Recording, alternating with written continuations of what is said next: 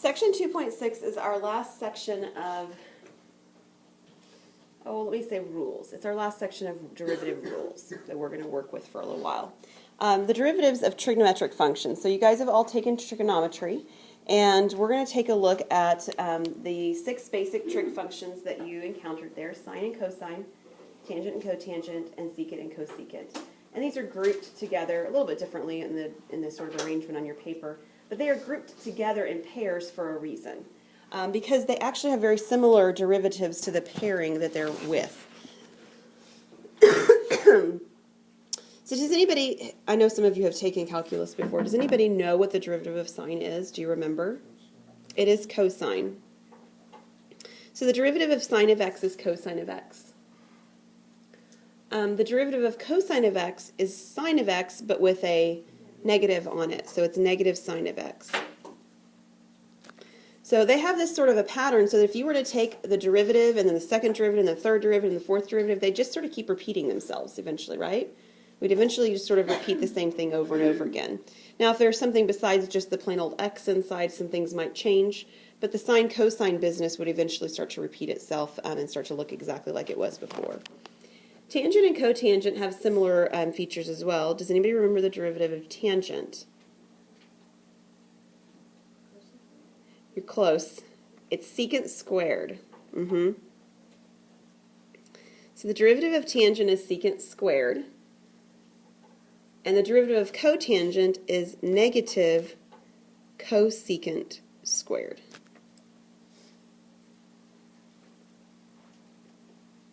So they're similar, right? I mean, we're taking the other two functions that we haven't talked about, secant and cosecant, we're squaring them, and then whenever we have the we have this negative going on as well. Secant and cosecant are also very similar. Anybody remember those? Okay. I just was asking because I know some of you have taken this before, this part of it. This derivative is secant x tangent x. And then cosecant is negative cosecant x cotangent x.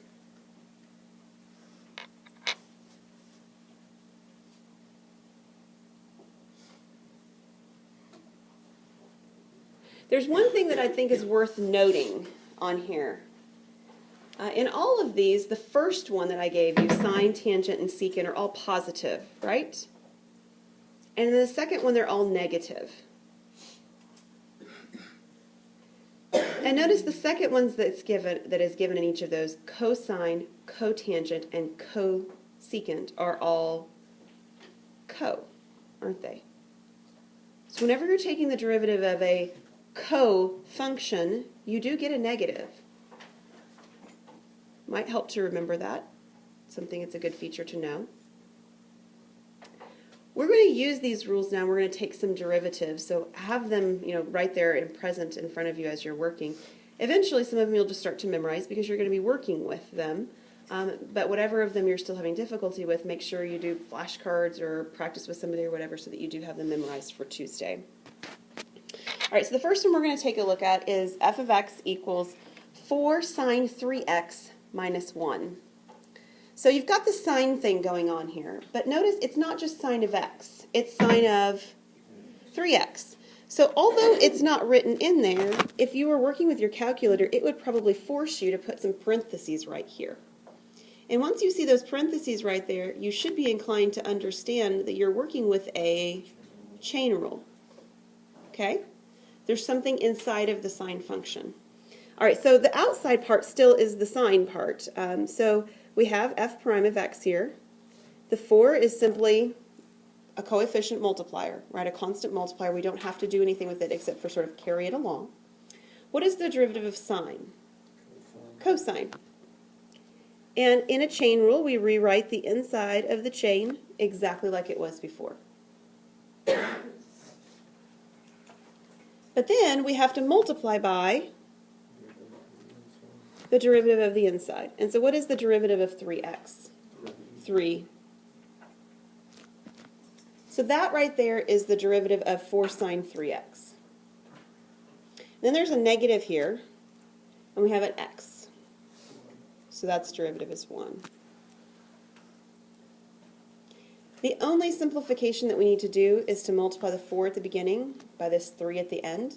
Please do not be tempted to multiply that 3 by that 3x or something like that. That 3x is inside of a cosine. It's an angle. 3x is an angle in this problem. So you can't multiply it by some other number that's outside of the function itself. So we actually have here 12 cosine of 3x. You can put the 3x in parentheses or not, and then minus the 1.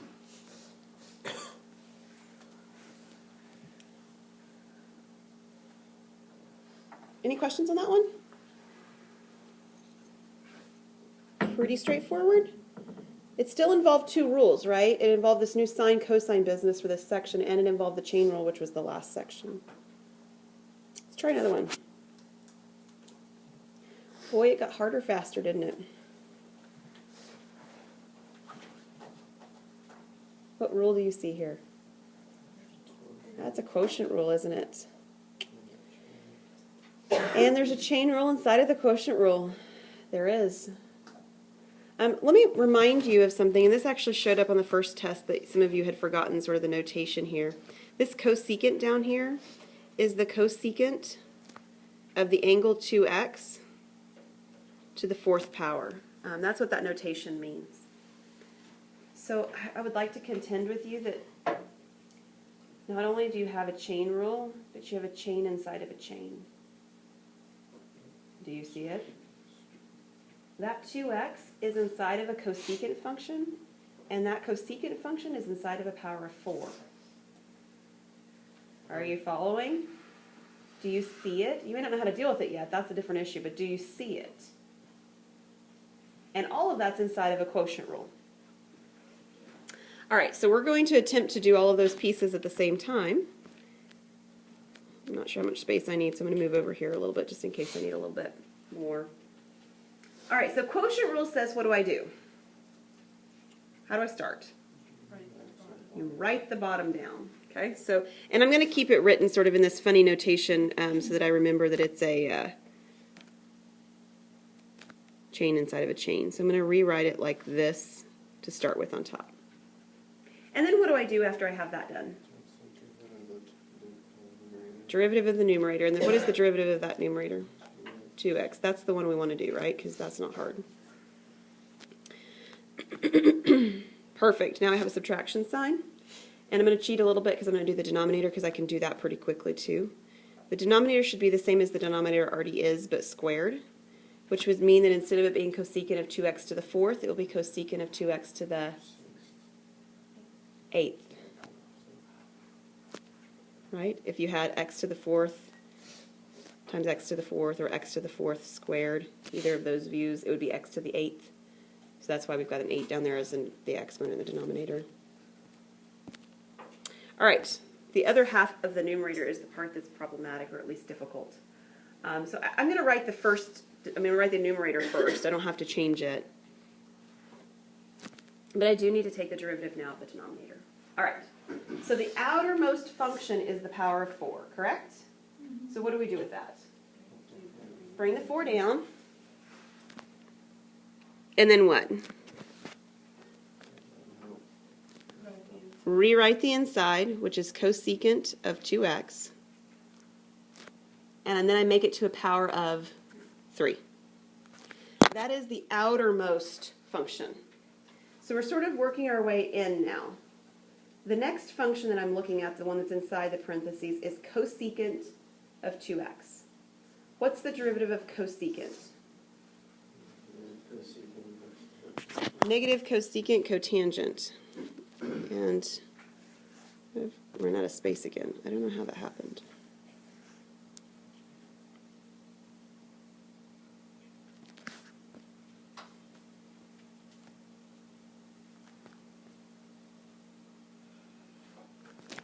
Okay, so I need negative cosecant cotangent, but it has to be cosecant and cotangent of the same angle that I already had. That's the inside function.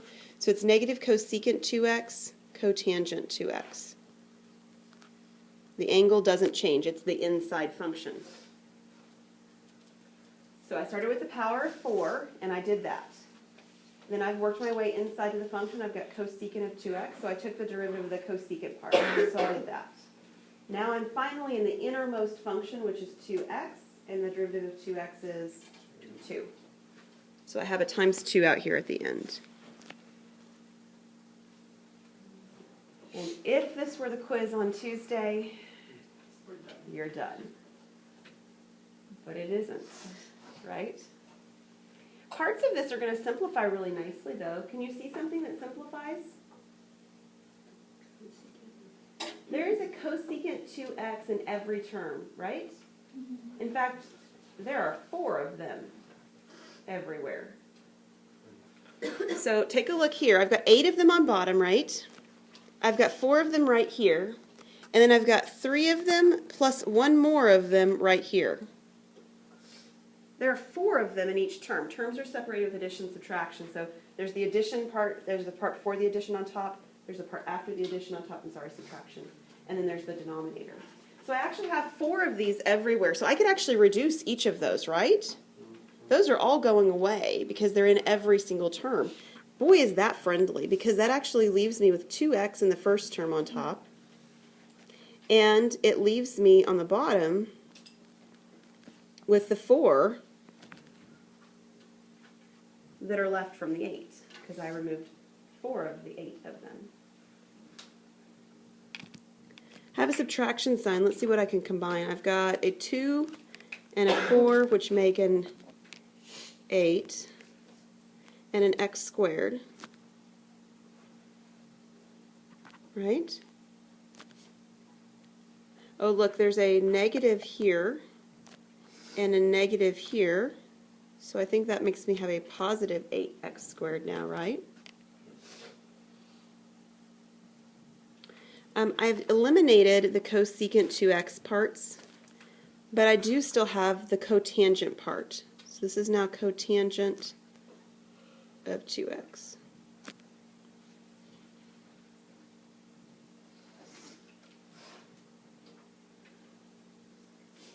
That's a lot of simplification. I did a lot of it all in one step. Do not feel like you have to do everything in one step.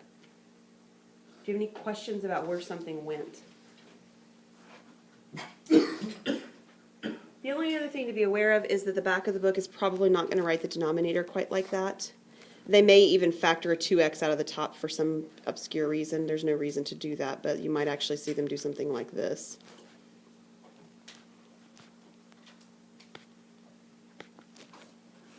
It doesn't simplify with the denominator, which is why there's no reason to do it. But my point was, in rewriting here was the moment was to tell you that you probably will see the denominator written like this, back the way that it was originally, with or without the parentheses around the 2x, because they aren't necessary either. But why is it not minus 8x squared? We had 2 negatives. Do you see the arrows right there? Yeah. Those 2 negatives right there multiplied. One of them was part of the original derivative for quotient rule. The other one was part of the derivative of cosecant because it was negative. Yeah. There's lots of things to get lost when you simplify, and this is why that's not my point for Tuesday, is because the simplifying is algebra. You're going to lose things. It's going to happen. I lose things. You've seen me lose things, right? It happens. But the algebra part of it is the part that the errors usually happen in. So I want to make sure that we got the calculus part taken care of as my predominant concern right now. Any questions on this one? Where Yes. did the 8x squared come from? I didn't forget what you got. There was an x squared at the beginning, circled. Do you see the circle in green where it has the x squared? There's the x squared part of it. Right next to it was the 4, and at the very end is a 2. So I did all of those, again, combined them all in the same time. These are good questions. Anything else? Okay. Let's see what we have next. Oh. There's something super duper beautiful about this, that if you recognize it, it's going to make your life easy on the problem. If you don't recognize it, you've got a lot of work ahead of you. So my question is, does anybody recognize what's absolutely beautiful in this problem? Cassidy, you're smiling at me. What do you recognize? There's a sine squared plus a cosine squared there. Why is that beautiful? Because it equals 1. Now there's some pieces of this that we have to recognize. That's only true because the angles match, right? They both have angle 3t. and they both have the same coefficient of 4. If any of that were different, then this feature wouldn't it wouldn't work. So what we should recognize as we're looking about this, and hopefully you will, because if you do, this problem will simplify and be very easy for you, is that first of all, I could actually recognize the 4 factors out. And then this is sine squared of an angle 3t plus the cosine squared of an angle 3t. And since the angles match, sine squared plus cosine squared is equal to 1. So this h of t function, although it didn't look like it originally, is actually a horizontal line of y equal 4. What's the derivative of that? 0.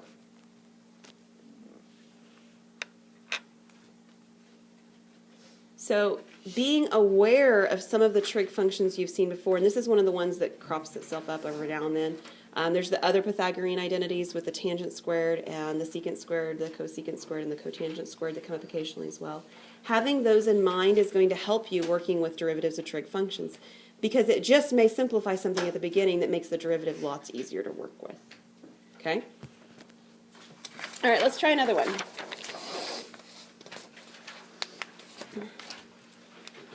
By now, you should be recognizing what the equation of the tangent line means, because we've seen it crop up lots of places, right? In every section, you've got at least 1 or 2 problems that I've assigned that ask you to do this. But it boils down to finding a derivative each time, right? So taking a look at this, I've got a function, x squared cosine of x. My x value, or my a value, where I'm evaluating that is at pi over 2. And I need to find, number 1, a derivative, or number 2, a derivative. 1 in there, I have to find a derivative. And I also have to find the function value, right? So let's do the function value first, because we haven't done a function value with a trig function in a while. We did it really early on in this semester, but we haven't done it in a while. So I actually am going to need to know, this is my x value. I also need to know my y value, and my y value that I'm going to work with here is actually finding f of the x value, which is pi halves. So I have pi halves quantity squared for the x, and then I've got cosine of pi halves. So I mean, obviously I can write this as pi squared over 4, but the real issue is whether you can remember or think unit circled or whatever. Use your calculator if you need to. What is the cosine of pi halves? It's either a 0 or 1. Is it 0? It is 0, yes. This is a 0, which means that the pi squared over 4 that I just mentioned before is irrelevant, right? So my x value is pi halves. My y value is 0. So this is the ordered pair I'm working with, is pi halves 0. Now I'm ready to do the derivative. That's actually what I've been doing in the other problems. I just wanted to take that moment aside there. All right, so let's find the derivative of this function. What is the overarching rule that we've got going on in this particular function?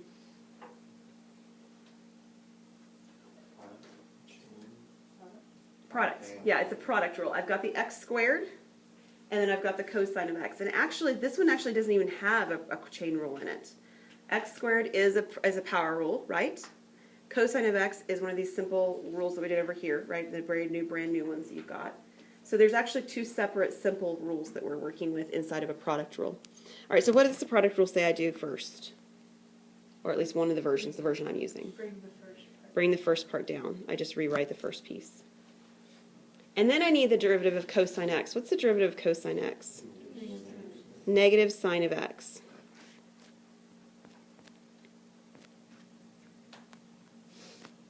And I'm going to add to that, what? 2x, that's the derivative of the x squared. And then times the cosine x. Very good. All right, so if we were working with this and we wanted to simplify it, there really isn't much we could do. We could pull that negative from the sign in front of the x squared. It's not real exciting, but we could do that. But the real thing I'm looking for is I'm looking for the slope, right? So how do I use this piece of information to find the slope? I plug in the value, which is pi halves. So this is f prime, now that I'm looking for, of pi halves. And this is going to be my slope when I'm done.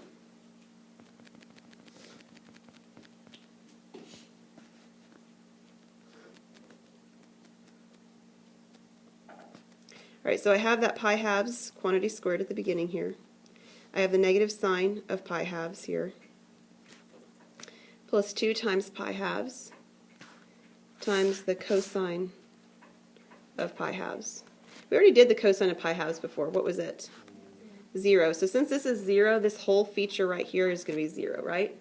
Because I've got 0 times something, so that piece just falls away entirely. What is the sine of pi halves? That's 1, and it's negative inside here, right? So as I'm simplifying this, there's a negative 1 times that pi over 2 squared. So this is actually negative pi squared over 4. I mean, there's a way to approximate that, but that's the exact value of my slope. Any questions on that?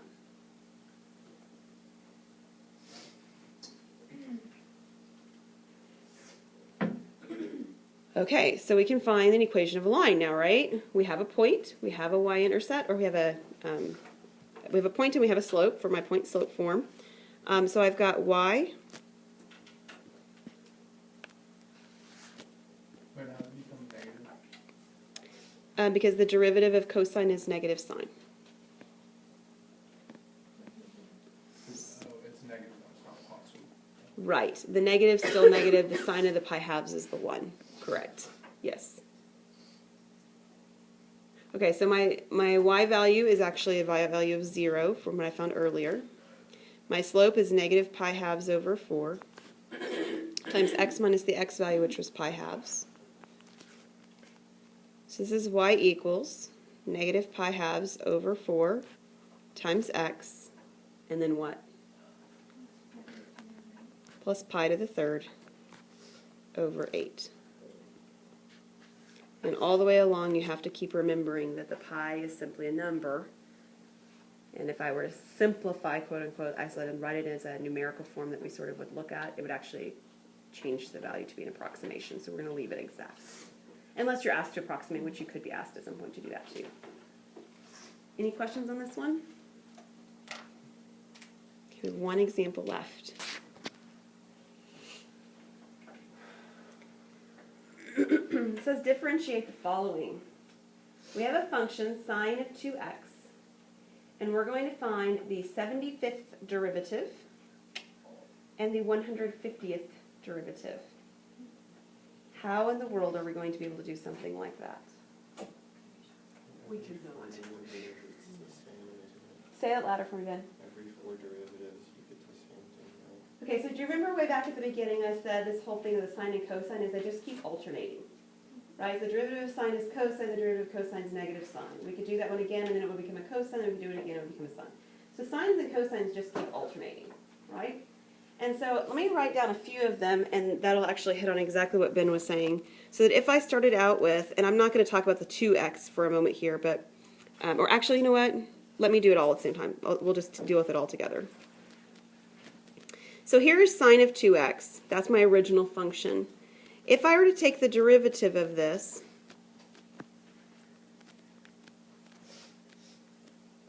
the derivative of sine is cosine, right? And then the derivative of the 2x is 2. And I'm going to write it in front, just because if I were to simplify it, I'd bring it to the front eventually anyway. What if I take a second derivative? Well, if I do the second derivative, the cosine, the derivative of cosine becomes negative sine. So I'm going to put the negative here, I'm going to leave a space, and I'm going to put the sine of the 2x.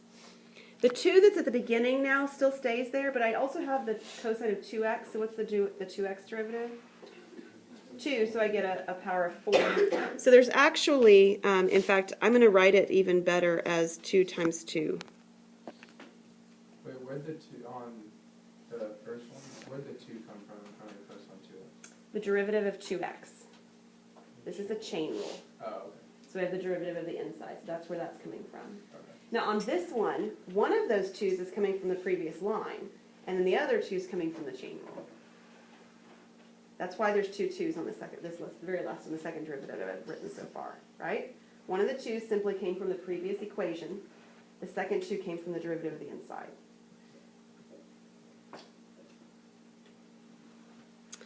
what if I do a third derivative? Well, the issue's the sine. What's the derivative of sine? Cosine. So that piece stays cosine 2x. The negative stays, and the two 2's that are already there stay. And I'm going to get another 2 because I've got a derivative of the inside. So I've got 3 2's in the third derivative. And we're about to get to something that Ben mentioned. This is the fourth one. I'll put the 4 there. Usually once you pass 3, we see the number written as 4 like that as an x. It looks almost like an exponent, but they put it in parentheses so you recognize they're talking about derivatives. All right, so what is the derivative of cosine? Negative sine. So the negative that's in front of my 3 2's now is going to become positive. I had 3 2's originally, and I'm going to have a fourth 2 because that's the derivative of cosine, or the inside of cosine, which is the 2x. And so this right here is what I want you to see.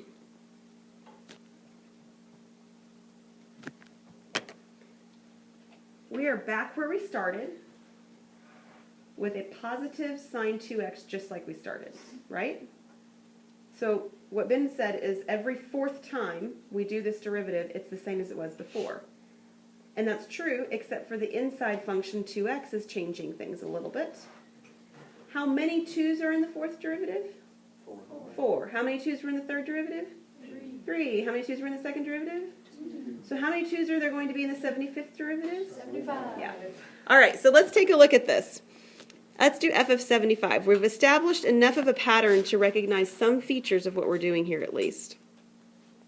We know how many 2's there are going to be. How many 2's are there going to be? 75. That's a good place to start. And we could actually do the same thing with my 150th power too.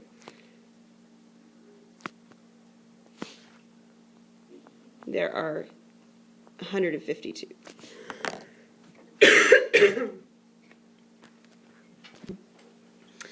All right, so we just have to figure out where we are in the sequencing. Are we in the first derivative location, the second derivative location, the third derivative location? Or are we all the way down here where we end up back at sine? How can we tell? You can divide 75 by 4. So if you divide 75 by 4, what do you get? What is it? I'm sorry. 18.75. Or you could think of that as 18 3/4. That 3 right here, which would be a remainder if you were doing remainders like division when you very first learned to divide, that actually tells you that this is equivalent to doing the third derivative.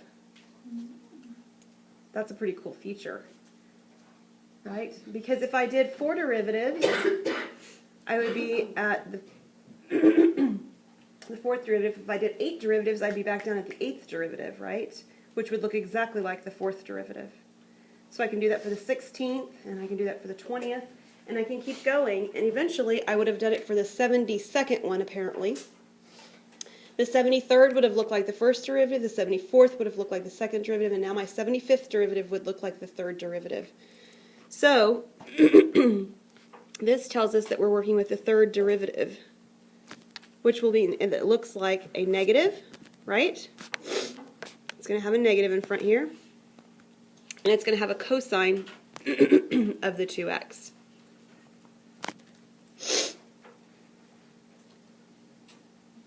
So we really did not find 75 derivatives, right?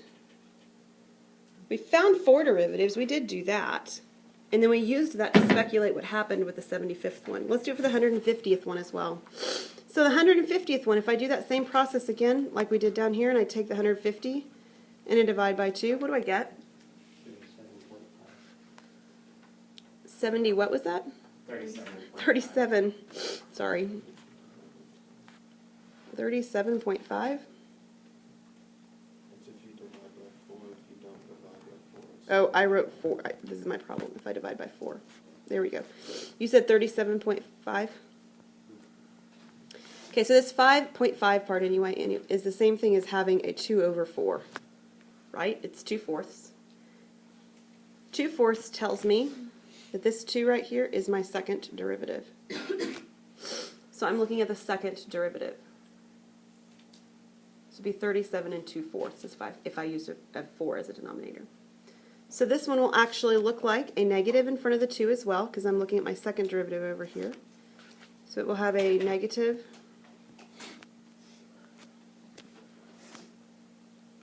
2 to the 150. And then it will have a sine of 2x.